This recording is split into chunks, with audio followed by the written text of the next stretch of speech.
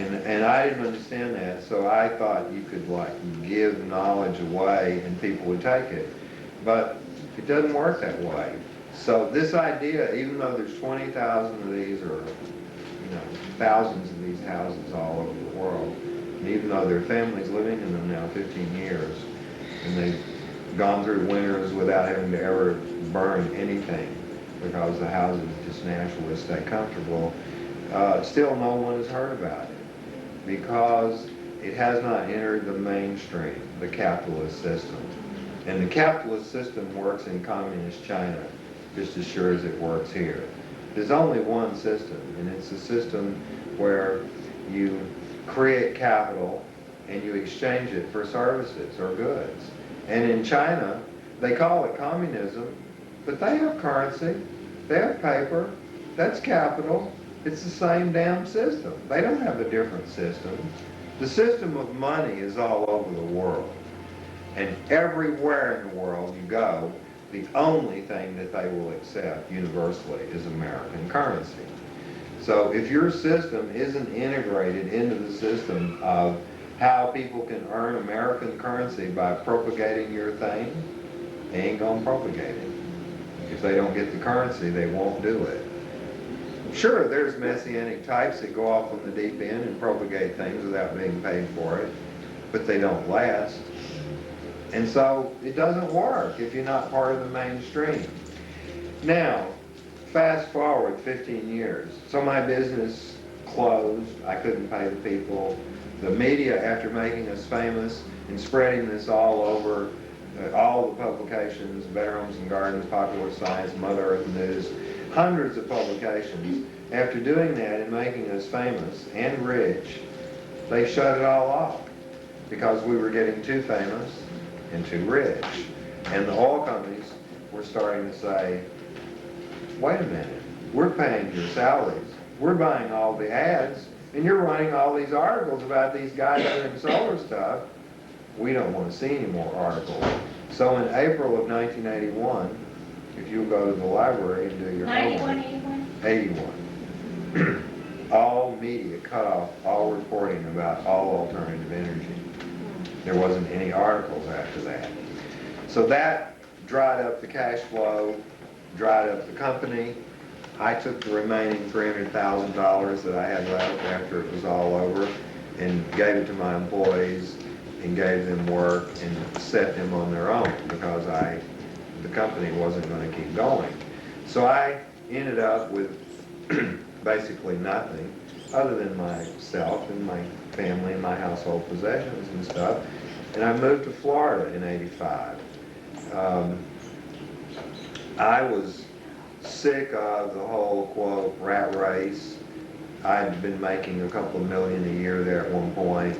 I was sick of the whole scene of having lots of money and all the people that attract them. When you have a lot of money, you attract people, and you attract the wrong kind of people. And all they want is you, or some of you, or your money, or something that you've got. And so I got sick of all that and wanted out. And I moved to Florida and started all over. And that's when I found yoga. And that's when I was introduced to Eastern mysticism, the Vedic scriptures, Krishna, and all of those stories about the Hindu gods. And I was going to the beach in St. Augustine, doing yoga every day. And I also went on a cleansing thing where I stopped eating sugar and salt and meat, and I quit smoking cigarettes, I quit smoking pot, and basically stopped all forms of stimulants, caffeine, anything that was considered, quote, potentially a stimulant, I quit and started doing yoga and going to the beach and trying to find another way, because I didn't know another way, and this was something that was held out to me as potentially could be a different way. So I started doing it. And to make a long story short, as a result of turning my life over into basically the nurturing of my own soul and looking for the truths that lie within me. That's what yoga is all about, the union of body, mind, and soul. And by finding the unity within my own self and turning my life away from science and technology and money and all that other stuff, and finding myself, I also found the truth and the way to bringing this knowledge back into the world so that it would go out in the world and benefit all people. And that way has to do with patenting the idea. And the idea now has expanded considerably from those early houses. And it's in this, where's that green paper?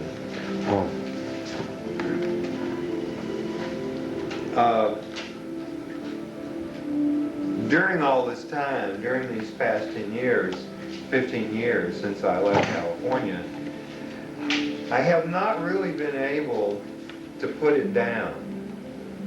I just kept, it was really torturing me, trying to figure out how I had failed, why I had failed, and also trying to figure out the rest of the design. This design only has to do with heating and cooling the building. It doesn't have to do with the water, the sewer, the electricity, or any of that, just the heating and cooling the building. So in the past 15 years, I've been looking for the rest of the design and the way to get it into the mainstream. And so I ended up going and living at where all these stories we've been talking about today. I ended up living in Gainesville with sannyasins who had been with Osho and sannyasins who had been with Muktananda and other followers of other Eastern mystics. And I moved into the woods and lived in a tent for a year. And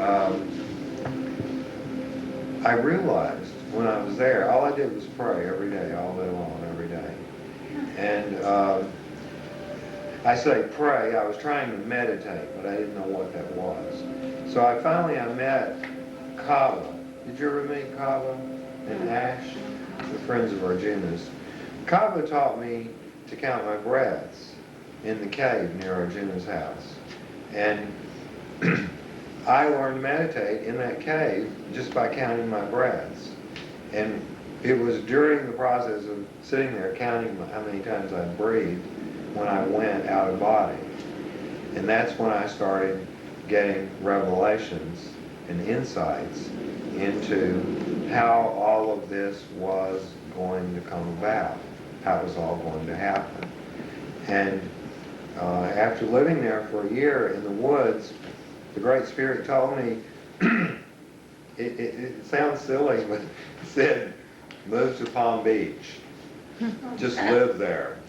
Someone will meet you, and blah, blah, blah, you know. And so I did it. And I have met not only Jill, who walked into my studio and looked around and said, don't worry, it's all going to happen. And here I'm like on the verge of despair. And actually I'm a happy person because I've just given up. I've decided it's not going to happen because I don't even think. Believe it or not, I fell for it. I fell for it, and she ended up selling stock her grandfather left her and getting the patent, paying the patent attorneys. So now it's patented, and now we have people agreeing to invest money in it. And this new design, which is in this document here, this is a scientific paper that I gave at a conference a year ago. This new design not only makes fertilizer that you could use to grow food if you wanted to there at your place.